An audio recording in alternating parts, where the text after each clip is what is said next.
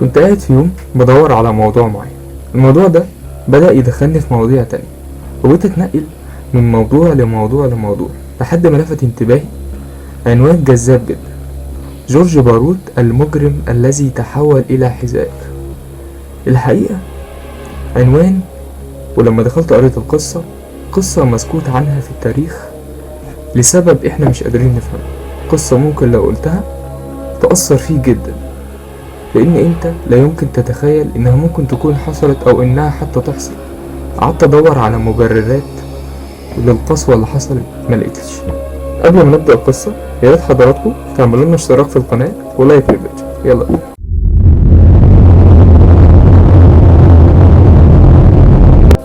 جورج بارود ذو الأنف الكبير، مش معروف اتولد أو عاش طفولته فين، ودي أحيانا بتكون أمور وأسباب بتخلينا نقدر نحلل الشخصية لما كبرت ايه اللي خلاها تدخل في الإجرام.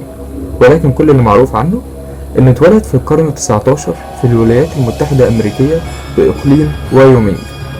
خليني أكلمكم عن جزء صغير من حياة جورج بارود. جورج بارود كان رئيس عصابة وقطع طرق. كتبت عنه الصحافة أول مرة سنة 1878 بعد عملية سطو فاشلة. العملية الفاشلة دي جعلت من بارود إنه يكون طريد القانون وإن الشرطة تدور عليه. كان اتنين عمدة المقاطعة وايومينج، النقيب روبرت ويدوفيل والمحقق هنري فينست، كانوا مصممين إن هما لازم يجيبوا بارود ويقدموه للعدل. وفعلا بعد شهور قدروا يعرفوا مكان جورج بارود وعصابته والقرب من جبال إلك في ولاية وايومينج. ولكن جورج بارود كان صاحي وقدر يسمعهم ويحس بيهم هما جايين.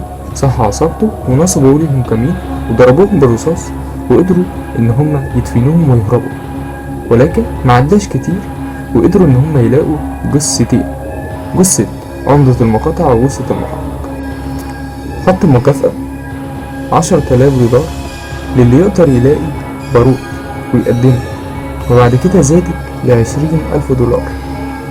ولكن محدش قدر انه يلاقي جورج بارود، وفضل عايش سنوات كتير، سنين كتير حر بيمارس فيها اعماله زي السطو والسرقة، وفي اعمال تانية الضوء ما قدرش يسلط عليها بسبب ان جورج بارود كان شخص ذكي جدا. لكن مهما كان نسبة ذكاء المجرم احيانا كتير بتكون اسباب وقوعه وانه يتقبض عليه احيانا بتكون اسباب تافهة جدا. في يوم قاعد هو وصاحبه في حانة بيشربوا خمر. شرب خمرة كتير جدا لحد ما فقد وعيه وبدأ يتلذذ ويتباهى بأعماله: أنا قتلت كذا وكذا، وقتلت عمدة المقاطعة وقتلت المحقق. فورا في نفس الوقت استدعوا الشرطة وقبضوا على جورج بارود بعد سنين عايش حر محدش قادر يوصله بسبب الذكاء اللي كان فيه. ولكن اتقبض عليه مش بسبب كفاءة الشرطة، ولكن بسبب خمرة اللي فقدته وعيه. وتمت محاكمة بارود وخد حكم سريع جدا بالإعدام شنقا، وتم حبسه في سجن في مدينة رولينز. ضرب السجان بمطوة وحاول انه يهرب في نفس اليوم، لولا ان السجان صرخ فجريت مراته ومسكت البندقية بعد ما كان جورج بارود خلاص قرب انه يهرب، وقدرت ترجعه تاني لزنزانته. محاولة هروب جورج بارود دي خلت سكان المدينة صابوا ويغضبوا جدا.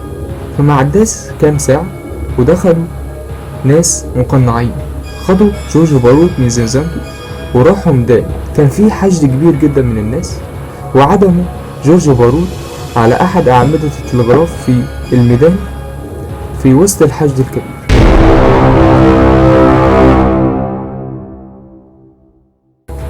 فتيجي حضرتك تسألني ايه اللي في القصة؟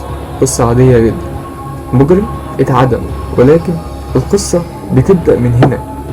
كان واقف وسط الناس واحد خلى اسم جورج بارود يكون خالد إلى الأبد: الدكتور جون أوزبورن. بعد موت جورج بارود ما تكفلش حد إنه يطلب جثته عشان يدفنه، تكفل بذلك الدكتور جون أوزبورن إنه ياخد جثته ويعمل عليها أبحاث، لأنه كان مشهور في الوقت ده إن دماغ وجماجم المجرمين مختلفة عن الناس العادية فسيولوجيا وتشريحيا. يعني فيها تضاريس مش عادية، مش موجودة في الناس العادية. لكن الدكتور جون أوزبورن ما اكتفاش انه بعد ما خرج دماغ جورج بارود ما اكتفاش بكده، وكان عايز يستفيد بباقي الجسم، فادى الجزء العلوي من جمجمة جورج بارود الى مساعدته ليليان اللي كانت عندها في الوقت ده 15 سنة، واللي كانت مساعدته، واللي بقت بعد كده اول امرأة طبية في مدينة وايومنج. ليليان استخدمت الجزء العلوي من جمجمة جورج بارود كطفاية للسجاير، واحيانا كمزهرية، واحيانا كانت بتسند بيها الباب عشان ما يتقفلش. جمجمة جورج بارود الجزء العلوي منها.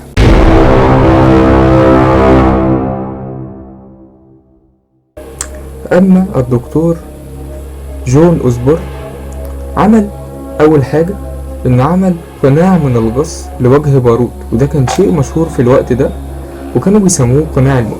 تاني حاجة وهو الشيء الاكثر اثارة في القصة، ان جورج بارود اتسلخ. الدكتور جون أوزبورن سلخ جلد جورج بارود، وراح لبتاع جسم قال له انا عايز اعمل جزمة بالجلد، وفعلا اتعمل جزمة.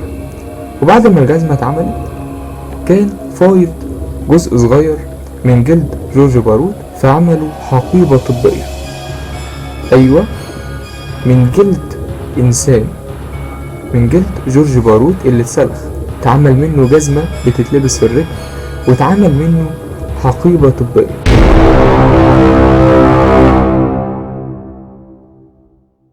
جورج بارود كان بيحب الجزمة دي جدا، وكان بيلبسها في اي مناسبة كبيرة.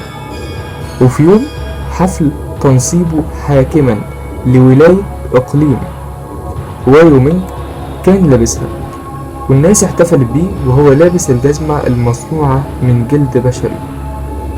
انما بقى عن باقي جسم جورج بارود فاتحطت برميل واتحط عليه ملح واتغطى.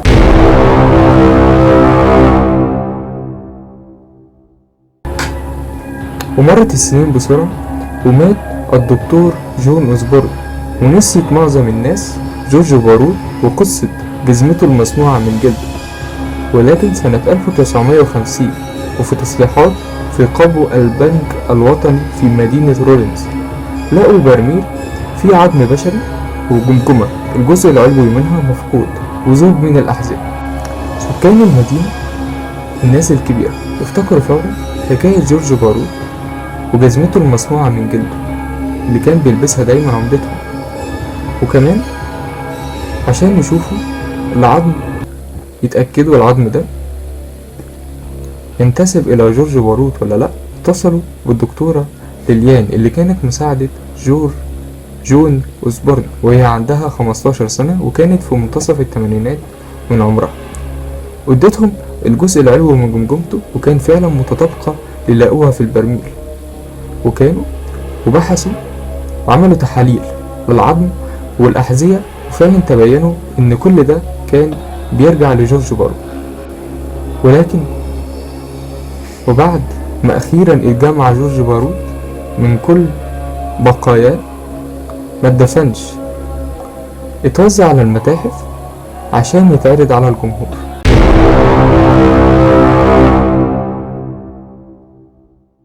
اخيرا مش عارف هل يستحق فعلا جورج بارود كل اللي حصل ده مهما كان جرايمه، لكن الحاجة الوحيدة اللي انا متأكد منها ان الدكتور جون أوزبورن ما يقلش ابدا عن جورج بارود في جريمة واحدة، لكن يزيد عنه كمان. ولكن السؤال الابرز، هل يستحق جورج بارود اللي حصل له او اي مجرم في مكانه؟ هل يستحق المصير ده، ولا واجب على كل انسان ميت اكرام جسمه اكرام جسده وانه يدفن؟ احب اسمع رايكم في التعليقات.